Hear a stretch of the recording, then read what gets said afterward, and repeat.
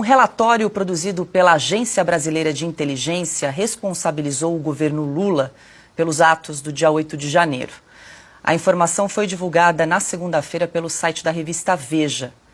Segundo a reportagem, Alessandro Moretti, ex-número 2 da ABIN, demitido na semana passada por Lula, elaborou um documento que sugeria haver evidências de omissão do governo e ações diretas para suprimir provas. O documento citaria integrantes de pastas importantes, entre eles o então chefe do Ministério da Justiça, Flávio Dino, e Gonçalves Dias, chefe do GSI à época. O deputado Coronel Meira, do PL de Pernambuco, pediu acesso ao material produzido por Alessandro Moretti. Por meio de um requerimento apresentado nesta segunda-feira, o parlamentar solicitou esclarecimentos sobre as medidas tomadas em relação aos integrantes do Poder Executivo apontados como responsáveis pelos ataques.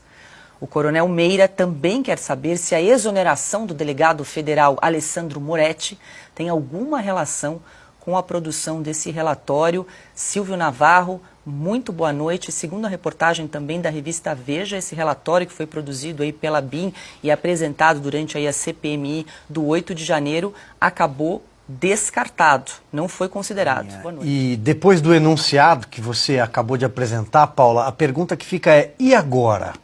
Será que todas essas informações serão analisadas num dos inquéritos que corre na Polícia Federal, no Supremo Tribunal Federal, em mais de um inquérito? Porque ninguém sabe ao certo quantos são, ninguém sabe ao certo quem é investigado, o que eles investigam, porque esses inquéritos eles se comunicam de uma forma sigilosa na Suprema Corte, na Polícia Federal e ninguém fica sabendo.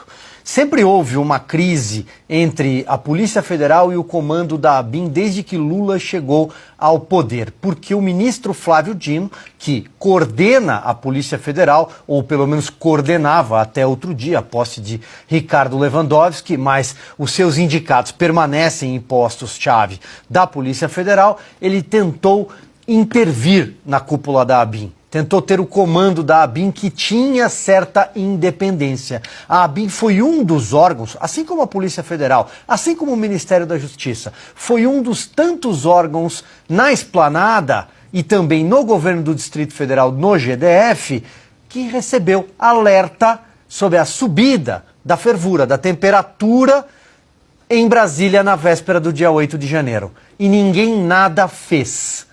Ninguém nada fez. Esses relatórios foram descartados. Depois, quando a CPI do 8 de janeiro no Congresso Nacional, que acabou virando um verdadeiro picadeiro do governo, quando a CPI pediu acesso a documentos, eles chegaram adulterados. Principalmente os documentos enviados pelo GSI, o Gabinete de Segurança Institucional, então chefiado por um general que sumiu. Um general que prestou um depoimento à CPI, que todo mundo acompanhou, todo mundo viu que foi uma grande encenação, e prestou um depoimento à Polícia Federal, depois sumiu, não foi responsabilizado até hoje. Era um general que estava na cena do crime. E nós descobrimos isso por causa das imagens divulgadas pela CNN de forma corajosa, que inclusive acabaram culminando na CPI, senão nem a CPI teria acontecido. É evidente que houve omissão do governo. Já basta esse relato, já bastam os alertas que foram ignorados. O presidente deixou Brasília na véspera, em caráter de urgência, para a cidade do amigo Edinho, para Araraquara, por causa das chuvas. Até agora não está explicado o plano escudo de defesa do Palácio do Planalto. Repito, porque o general estava lá dentro, a paisana, acompanhando aqueles golpistas. Por que ele estava lá?